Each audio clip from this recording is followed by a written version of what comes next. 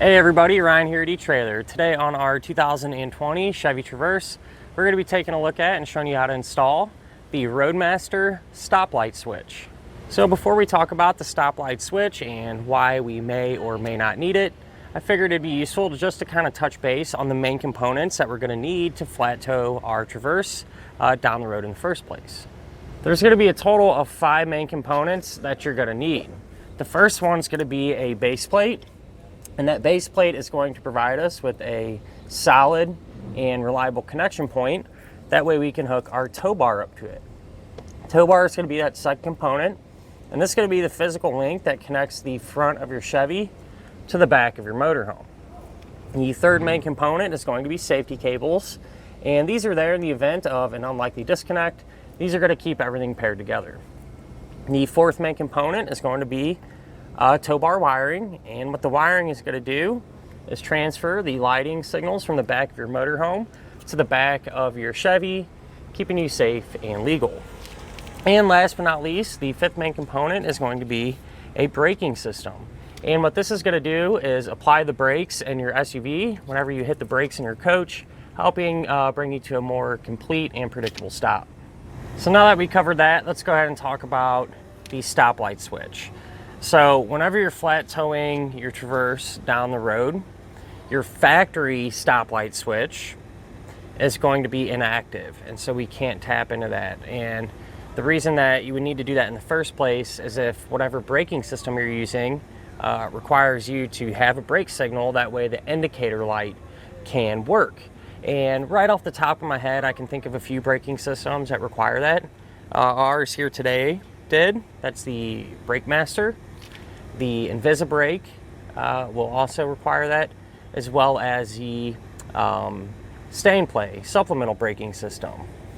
And those are just a few that come right to me. I'm sure there's others out there as well that will require that too, but those are just some of the more popular ones that we see here at etrailer. And by using that stoplight switch, it's essentially going to be a separate switch that goes and gets mounted up down by your brake pedal. And whenever the brake pedal is pushed, that switch is going to send power out to the indicator light and allow everything to work properly. With that said, it's one of those simple and small components, but one that you're going to need to kind of make everything work correctly and complete the package. Now, as far as the installation goes, really not too bad.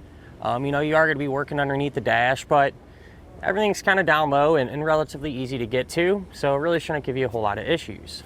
Speaking of which, let's go ahead and do that together now. To begin our installation for our stoplight switch, we're going to be here underneath the driver's side of our dashboard, and we're going to be working right here with the brake pedal arm. First thing that you need to do is mount up the bracket. So if you look, you're going to have these vents, and this is going to have a plastic fastener in it originally. And I'll just pop this down and out of the way so we can see better. So originally there will be a factory hole here with the plastic fastener in it. You just pop that fastener out, and that's the hole that we're going to use to mount up the bracket. So it does come with a nut and a bolt, so you'll bolt that up there, and then you'll take the stoplight switch, put it through the other hole in the bottom of the bracket. You're going to have a nut on each side, and you can kind of adjust you know, where the switch needs to set. Where you typically want it is there's a plunger coming out of that brake light switch, alright, that's going to rest against the brake pedal arm, and you want that to be pretty much completely pushed in. So that way whenever the brake pedal starts to move a little bit, that plunger is going to come out and complete the circuit. So once you kind of fine tune that and find that spot where it needs to be, you can then hook up our wires. You're going to have a power wire, which is going to be hooked up to the battery and the engine compartment. And then you're also going to have, in our case, this is a black wire. This is coming from our braking system's indicator light. It does not matter which side you hook them up to, as long as you have the braking system's indicator light hooked to one side of the switch and the power wire hooked to the other side of the switch. everything will be good to go. With that said, the power wire is going to run up and through the firewall, through a grommet. I did have to drill a small opening and put in a rubber grommet there, and that's going to go outside and get hooked up to the battery. The way I got our power wire inside is really simple. We just came here to the positive terminal on our battery, took the fuse holder, crimped on a ring terminal, removed that nut using a 10mm socket, put the ring terminal over it. When you do this, make sure the fuse is not installed, so we have everything hooked up. The other end of the fuse holder will get connected to the red wire, and that red wire is going to run down through the firewall into the interior of our vehicle.